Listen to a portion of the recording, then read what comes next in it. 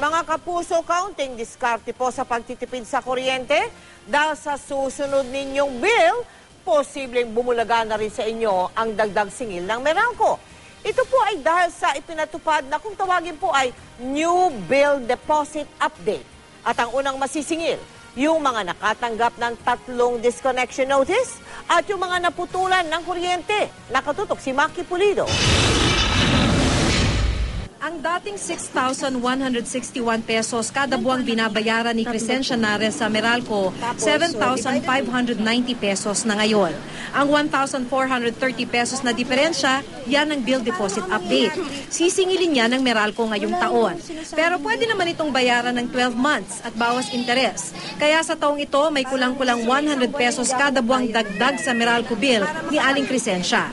Higpit senteron na lang po. Ang bill deposit update makikita sa other charges ng iyong Meralco bill.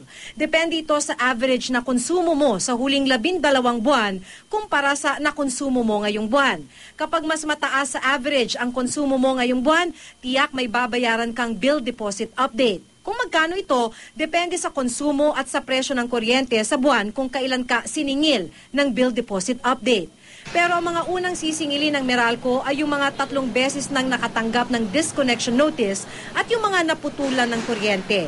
Si Aling Crescencia, problemado lalo't hinihintay daw talaga niya ang disconnection notice bago magbayad ng kuryente. Siyempre, mag-ipon-ipon muna, di ba? Hanggang makarating yung notice of disconnection. Kasi hindi naman pwedeng hintayin mo nga ma-disconnect kasi magbabayad ka na naman disconnection notice ng reconnection fee pala. Ang grupong Freedom from Debt Coalition kine-question ang pagpapatupad ng bill deposit scheme. Lalo't ang una raw tinatamaan nito ay ang mga mahihirap. Ba't sila pinutulan ng kuryente? Kasi mahirap na para sa kanila ang bayaran ng napakamahal na kuryente. Siyempre meron din naman tayong exposure doon sa maaaring magkaroon ng pagbayad na hindi naman magiging supisyente. No? May risk ang utility doon. So, basically, we are just trying to really balance out. Maki Pulido, nakatutok, 24 oras.